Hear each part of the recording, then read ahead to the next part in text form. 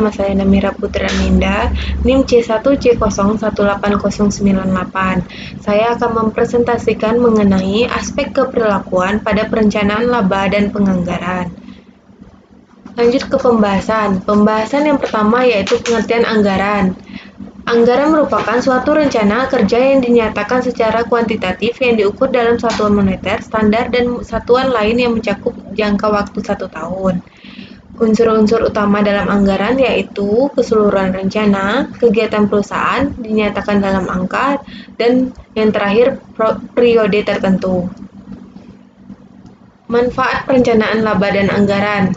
Anggaran memiliki beberapa manfaat pokok yaitu sebagai pedoman kerja, sebagai alat koordinasi kerja, sebagai alat pengawasan atau pengendalian. Prosedur penyusunan anggaran. Ada 3 tahapan besar dalam proses penyusunan budget, yaitu penyusunan tujuan perusahaan, yang kedua implementasi, dan yang ketiga pengendalian dan evaluasi kinerja. Berbagai fungsi dari perencanaan laba dan anggaran yaitu ada beberapa fungsi anggaran yang perlu kita ketahui adalah anggaran merupakan hasil akhir. Yang kedua, anggaran merupakan cetak biru perusahaan. Yang ketiga, anggaran sebagai alat komunikasi internal. Dan yang terakhir, anggaran dapat digunakan sebagai pembanding standar. Pandangan perilaku terhadap proses penyusunan anggaran.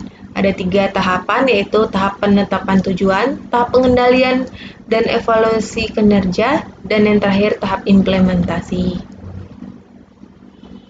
Konsekuensi disfungsional dan proses penyusunan anggaran. Riset telah menemukan sejumlah besar rasa tidak percaya terhadap seluruh proses anggaran pada tingkat penyelia. Alasannya adalah anggaran cenderung untuk terlalu menyederhanakan, anggaran mencerminkan variabel kualitatif, dan yang ketiga anggaran hanya mengonfirmasikan apa yang telah diketahui oleh penyelia.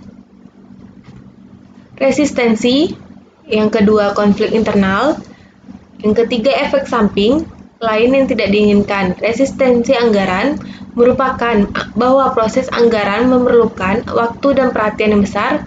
Konflik internal sebagai akibat dari interaksi yang diperlukan oleh anggaran antara orang-orang pada berbagai tingkatan. Efek samping lain adalah penekanan yang berlebihan pada kinerja departemental dan kurang menekankan pada kinerja organisasi secara keseluruhan. Relevansi konsep ilmu keperlakuan dalam lingkungan perencanaan. Dampak dari lingkungan perencanaan, yaitu lingkungan perencanaan mengacu pada struktur, proses, dan pola-pola interaksi dalam penetapan kerja, yaitu ada tiga jenis, yaitu ukuran dan struktur organisasi, gaya kepemimpinan, dan stabilitas lingkungan organisasi.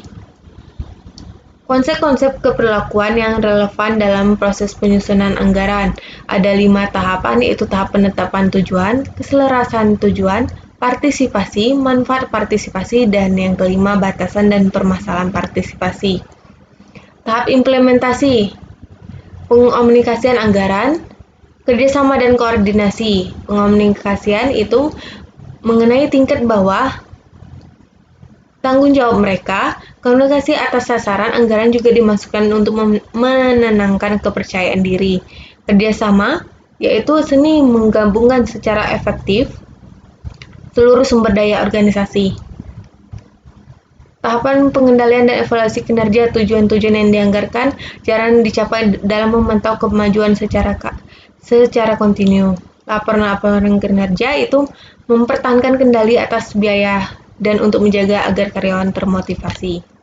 Kesimpulan yaitu anggaran yang diperlakukan oleh manusia dan diperuntukkan bagi manusia, jadi tidak mengherankan jika manusia mampu mempengaruhi penganggaran dan di sebaliknya. Penganggaran berakibat pada terbatasnya ruang gerak pengguna anggaran sebab di dalamnya terdapat pada apa yang diinginkan dan kapan harus diwujudkan.